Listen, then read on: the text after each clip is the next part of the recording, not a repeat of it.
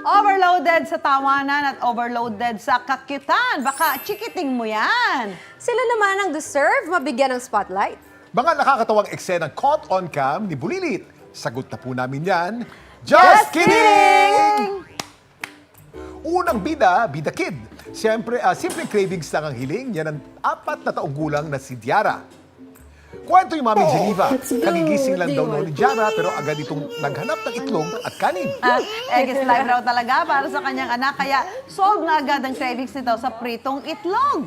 Ang nakakagutom na video ni Jara nakakuha ng 1.7 million views online. Napakadami. Wow, grabe. Grabe naman. Nakakatuwa naman itong mga babies na ito. nagba-viral. Talaga. Hindi naman napigilan ng isang taong gulang na si Alistair ang kanyang luha habang nanonood ng video.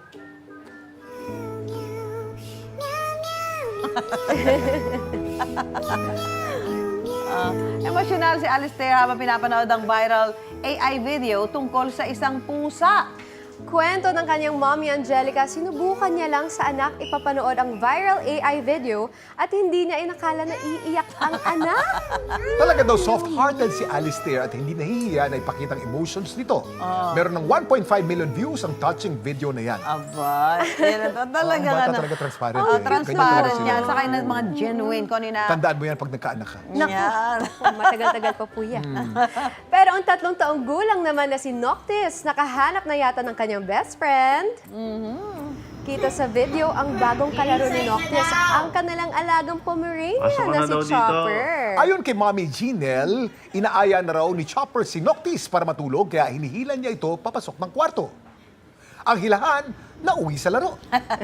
Wala daw na mapunta si Chopper sa kanilang pamilya. Hindi na raw sila mapaghiwalay ni Noctis. Almost 7 million views na ang nahakot ng cute na video na ito. Talaga. Mga bata, Stress pagkakasama reliever niya mga talaga. pet, ganyan, mga alagang hype. Mas talagang lalong cute And it panoorin. builds character. Yes, oo. Eto, patunay na ang mag-BFF ang 2 years old na si Amber at ang kanyang fur best friend na si Zoe. Sa video na to, may 300,000 views. Kitang-kita ang pagagikik ni Amber habang kalaro ang aso. Dahil lumaki daw sila together, solid ang bonding nila.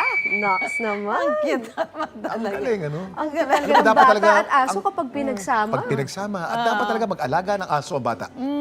Napakagaling para sa kanila. Ayun. Super cute, super kulit, pero minsan lang sila maging bata, kaya dapat sulit.